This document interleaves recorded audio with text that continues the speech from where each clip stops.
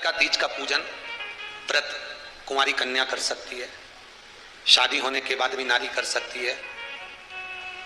अंतिम अवस्था तक प्राण छूटे तब तक हरतालिका तीज का व्रत नहीं छोड़ना चाहिए। एक व्रत हमेशा याद रखो, एक एकादशी और एक हरतालिका। हाँ, इतना जरूर है, ज्यादा शरीर बेकार हो गया, बुढ़ापा आ गया, शरीर नहीं साथ दे रहा, तो कुछ फल खा लो, कुछ चाय दूध जूस आप लेकर कर लो। इतना भी नहीं बने, शरीर बहुत ही बेकार हो गया, तो आप एक समय फल का फलहार धारण कर लो, ठीक है। पर हरतालिका व्रत करने वाली माताएं भले उद्यापन कर दे तो उस व्रत को थोड़ा हल्का कर लो। उद्यापन करा मतलब तुमने व्रत को हल्का कर लिया, थोड़ा हल्का कर सकते।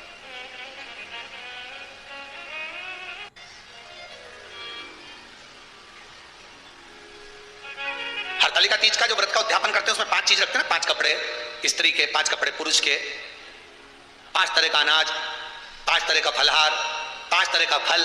तो 5 तरह का जो फल रखाता है हरतालिका तीज के उद्यापन में, दुनिया के लोग उस 5 तरह के फल को केला गिन ले, पपीता गिन ले, मौसम्बी गिन ले और अनार गिन ले, संतरा गिन ले, सब कुछ गिन लेते हैं, पर उस 5 तरह के फल में धतूरे को नहीं गिनते। पर शिव कथा में वर्णन आता है, हरतालिका तीज के उद्यापन में लिखा हुआ है, सबसे पहले 5 फल अगर गिनना है तो उसमें पहले धतूरे को गिनो, क्योंकि शंकर को वो प्रिय होता है, शंकर उसको स्वीकार कर लेता है। और धतूरा शंकर भगवान को क्यों चढ़ाया जाता है उसका प्रसंग आपको पहले भी कहा, आज फिर कहते हैं। धतूरा जब हम भगवान शंकर को समर्पित करते हैं तो हमारा कोई कार्य अटक रहा होता है, जिस कार्य को बार बार एग्जाम में बैठे हो, बार बार परेशान हो रहा है, बार बार इंटरव्यू देने जा रहे, नहीं हो रहा, एक बार धतूरे को हृदय से, भगवान को प्रेम से, करुणा सागर मेरे शंकर को दिल से एक बार वो धतूरा भगवान से विनती कर उसको चढ़ाओ तो सही, भगवान तुम्हारा कार्य सफल कर देगा। और दिल से चढ़ाना हृदय। हरतालिका तीज की पूजन करने वाले को चाहिए कि बालू का, मिट्टी का शिवलिंग बनाना चाहिए।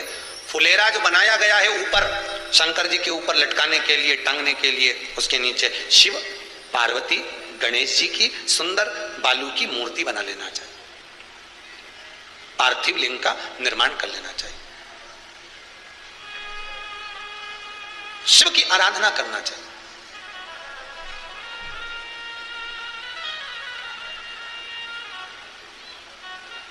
जो फल आपके पास में हो शंकर को समर्पित करना चाहिए, पूजन करना चाहिए, आराधना करो।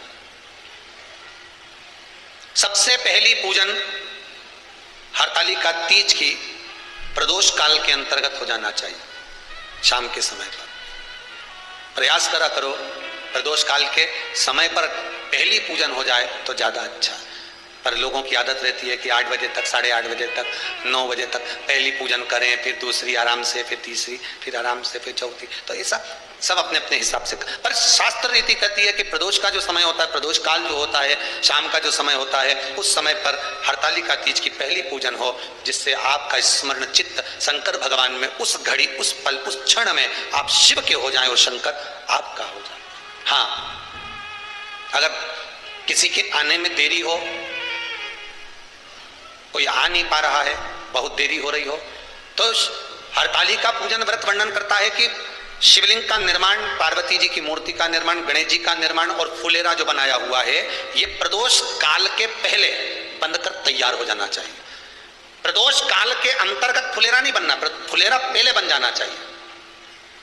और बहुत विशेष बात ध्यान रखिए हरतालिका तीज की, कि शंकर जी का जो आपने स्वरूप बनाया है, पाटे में, थाली में, चौकी पर, चौरंग पर जो स्वरूप बनाया है, वो पहले नहीं रखना है। पहले क्या बांधना है? फुलेरा। पहले फुलेरा बांधिए, उसके बाद उसके नीचे शंकर जी को रखिए। कई अब जो हरतालिका तीज का पूजन करते हैं तो उनके लिए हो गया, अब दूसरे के लिए भी सुन ले।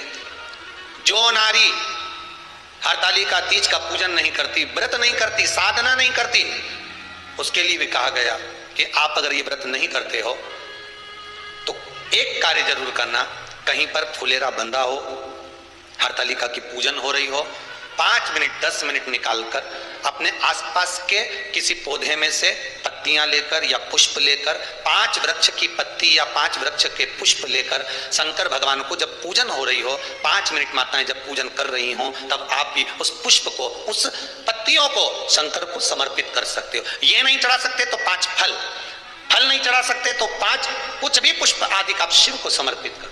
पर क्यों चढ़ाया जाता है? किस लिए चढ़ाना चाहिए? तो कहा कन्या स्त्री अगर मान लो हरतालिका का व्रत नहीं करती, पूजन नहीं करती, आराधना नहीं करती, तो वो कन्या, वो नारी, वो स्त्री, वो पुरुष कार्य तो बहुत करेगा, दुकान भी 4 चलाएगा, व्यापार भी बढ़ाएगा, पर संपदा को जोड़ नहीं पाएगा। 1 रुपए कमाएगा, 1.25 रुपए खर्च वाला काम चलेगा। हस्त नक्षत्र में जो तृतीया पड़ती है, हस्त नक्षत्र के अंतर्गत जो तृतीया का महत्व कहा गया है, वो संपदा को बढ़ाती है, मनोकामना को पूर्ण करती है। इस नक्षत्र के अंतर्गत जो तृतीया आती है, वो मनोकामना को पूर्ण कर चली जाती है। इसलिए शिव की आराधना के लिए प्रथम मान्य। हस्त नक्षत्र में किया गया दान, हस्त नक्षत्र के अंतर्गत तृतीया के दिन किया गया पुण्य, हस्त नक्षत्र में तृतीया के दिन किया गया श्रृंगार, हस्त नक्षत्र में तृतीया के दिन करा गया अपना सुंदर सिंदूरा, भगवान का आनंद, 5 तरह के वस्त्र, 5 तरह के स्त्री के वस्त्र, पुरुष के वस्त्र, 5 तरह का फल, 5 तरह का अनाज, ब्राह्मण को बुलाकर ब्राह्मणी के साथ आप या तो ब्राह्मण से उद्यापन करवाएं या फिर आप स्वयं भी करते हैं तो शिव को समर्पित करके ब्राह्मण और ब्राह्मणी को भोजन कराकर वो भाग प्रदान करें। यही हरतालिका तीज के उद्यापन का वर्णन आता है। सुंदर भाव से हरतालिका माता आप सभी की मनोकामना पूर्ण करे। हर हर महादेव। थोड़ा ध्यान लगाकर सुनना, हरतालिका तीज शिव महापुराण की कथा ही नहीं है। आप जो तीज करते हो, हरियाली करो चाहे सातुरी करो, उस तीज की महत्वता क्या है, इस हिंगोली की शिव महापुराण की कथा में अपने को समझना है कि उसकी मूल तत्वता, उसकी महत्वता क्या, उसका महत्व क्या है।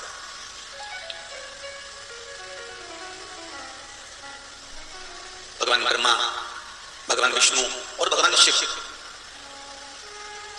इन तीनों की जो अर्धांगिनियां, ब्रह्माणी, लक्ष्मी और पार्वती, इन तीनों ने तप कर कर, साधना कर कर ब्रह्मदेव को, भगवान विष्णु को और भगवान शंकर को प्राप्त किया। और तीनों ने प्राप्त कर कर तीनों देवताओं से वर मांगा कि वर हमको ऐसा दीजिए कि हमारे तप साधना का फल नारी को तीज के दिन प्राप्त हो जाए। अब देखिए जरा, एक ही व्रत से, एक ही उपवास से उसको संपूर्ण तप साधना का फल प्राप्त हो रहा है, संपूर्ण तप साधना का फल उसको मिल रहा है। मात्र एक व्रत से, केवल एक व्रत कर रहे हैं, संपूर्ण तप साधना का फल उसको प्राप्त हो रहा है। ऐसा कोई व्रत, ऐसी कोई साधना, ऐसा कोई शंभो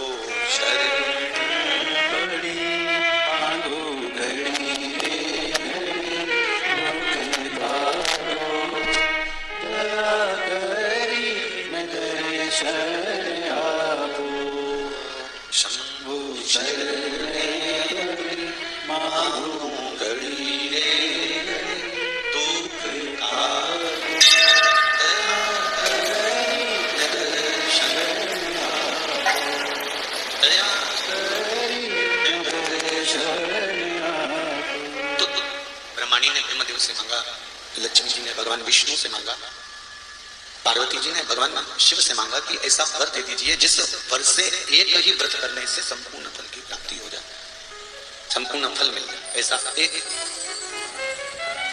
व्रत का फल ले लीजिए, मात्र एक व्रत का। अब देखिए, हरियाली तीज करने वाली माताएं थोड़ा ध्यान से सुनना।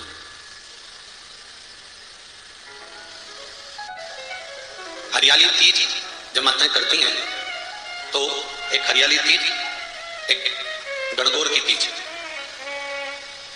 ये 2 तीज के व्रत ऐसे होते हैं जिसमें जब माताएं करती हैं तो उस समय पर उमा, ब्रह्मणी और लक्ष्मी, इन तीनों की आराधना का फल उसको केवल एक व्रत से प्राप्त हो जाता है। अब देखिए दूसरा सातुड़ी तीज,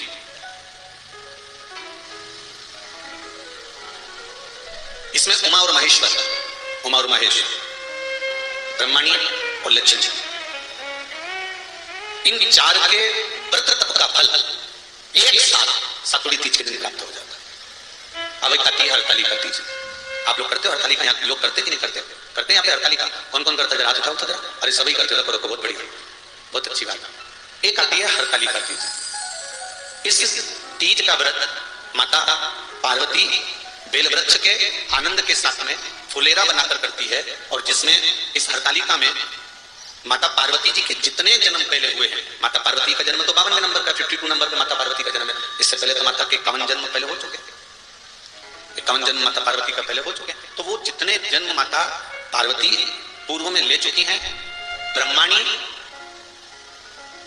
जितनी बार ब्रह्मदेव के साथ में विराजमान हो चुकी हैं, इंद्राणी जितनी बार इंद्र के साथ विराजमान हो चुकी हैं, और लक्ष्मी चाहे वो राधा के रूप में हो, चाहे वो रुक्मिणी के रूप में हो, चाहे वो सतभामा के रूप में हो, चाहे वो यमुना के रूप में हो, चाहे वो गंगा के रूप में हो, जितनी बार माता लक्ष्मी ने रूप धारण करे हैं वो सब रूप में, और माता पार्वती अपने सारे रूप में, ब्रह्मणी अपने सारे रूप में, लक्ष्मी अपने सारे रूप में इस हरतालिका तीज के व्रत को करने के लिए आतुर रहती हैं। और इस व्रत को कल कर एक दिन में ही संपूर्ण विश्व का जितना तप है, साधना है, उपवास है, सबका फल एक साथ कम्प्लीट कर लेती हैं केवल एक व्रत में, हरतालिका तीज। अब एक बात ध्यान से सुनिएगा, सारे व्रत आपका अगर स्वास्थ्य खराब हो गया तो आप व्रत छोड़ सकते हो। जितने भी व्रत आप लोग कर रहे हैं पूर्व के, सोमवार, मंगलवार, एकादशी, छठ, पंचमी, चतुर्थी, अगर आपका स्वास्थ्य खराब है तो आप उस व्रत को छोड़ सकते हो, सारे व्रत को छोड़ सकते हो। पर तीज का जो व्रत होता है, हरतालिका जो व्रत होता है, ये व्रत एक बार लेने के बाद जब प्राण छूटते हैं तभी ये व्रत समाप्त होता है, अन्यथा बीच में ये व्रत समाप्त नहीं। ये व्रत समाप्त होता ही नहीं। अगर शरीर से नहीं बनता कि अब हमारी अवस्था हो गई, अब शरीर से नहीं बन रहा है, तो भले एक पहर की पूजन कर कर, एक पहर का नियम धारण कर कर, एक पहर का स्मरण कर कर, एक पहर का पूजन धारण करो, और उसके बाद में भले आप थोड़ा सा जो भी आपको लेना है वो कर लो, पर इस व्रत को करना ही पड़ता है। इस व्रत का नियम ही है। इस व्रत पार्वती मैं तुम्हें प्राप्त हुआ हूं, यह हरतालिका तीज के व्रत का फल है। शिव जी कहते हैं पार्वती, जो नारी हरतालिका तीज के व्रत का स्मरण करती है, फुलेरा जो बांधा जाता है उसमें 5 माला से ज्यादा माला लटकना चाहिए, 5 से कम नहीं। कितनी? जैसे माला जो लटकाते हो वो 5 से ज्यादा होना चाहिए। 5 तो जया, विषहरा, शामलीबारी, दौतली, देव, इससे अधिक होगी चलेगा, पर इससे कम फुलेरे के अंदर माला नहीं होना चाहिए महाराज। दूसरा, फुलेरा जहां हरतालिका का व्रत हो वहीं पर बांधा जाता है। हरतालिका तीज का व्रत एक ऐसा व्रत होता है जो मरते दम तक रहता है। इस व्रत को छोड़ा नहीं जाता। ये नहीं किसी और वाले गुरुजी ने कहा और अपन ने एक बार कर लिया और अगली बार वो व्रत गायब हो गया, ऐसा नहीं होता। हरतालिका तीज अखंड सौभाग्य के लिए, वंश वृद्धि के लिए, कार्य सिद्धि के लिए, और कुंवारी कन्याएं उत्तम वर प्राप्ति के लिए, आनंद सुख के लिए करती हैं। ऐसा नहीं है कि केवल स्त्री ही करती है। जब नारी किसी कारणवश व्रत नहीं कर पाती तो पुरुष इस व्रत को धारण करते हैं। 30 अगस्त को, यही 30 तारीख को, कल 29 है, परसों 30 तारीख को हरतालिका तीज रहेगी। आप सब अपने हृदय से, मन से इस व्रत को कर कर अपने जीवन को सार्थक बनाइएगा। तो करते हैं, कितने लोग करते हो रात भाई हरतालिका तीज? इतने सारे करते हो? अरे बाबा कर लो, प्रणाम प्रणाम, आपको बहुत बहुत नमन करता हूं, बहुत बहुत। फुलेरा बांधते हो? नहीं। अब की बात बांधना। मंदिर में करते हो तो मंदिर में, घर में करते हो तो घर में। फुलेरा वंश की वृद्धि करता है, फुलेरा अखंड सौभाग्य देता है, फुलेरा मन की कामना को पूर्ण करता है। जो बेटियां जिनका विवाह नहीं हो रहा हो या बेटे जिनका विवाह नहीं हो रहा हो, वो 7 स्थान पर कहीं फुलेरा बंधा हो तो फोन लगाकर पूछना कहां बंधा है, वहां का दर्शन करना, एक फूल में हल्दी कुंकू लगाकर शिव जी को चढ़ाकर फिर वहां से जाना। 7 स्थान के फुलेरे का दर्शन अवश्य करिएगा। जो व्रत नहीं करते हैं उनसे निवेदन है, कहीं हरतालिका हो रही हो तो वहां बैठकर अगर भजन हो रहे हो तो थोड़ी देर भजन गाने चले जाना। अपने मोहल्ले में, कॉलोनी में, सोसाइटी में कहीं हरतालिका तीज का व्रत हो रहा हो तो 2-4 मिनट जाकर दर्शन जरूर करना, जिससे भोलेनाथ आपका अखंड सौभाग्य करे और आपके मन की कामना पूर्ण कर।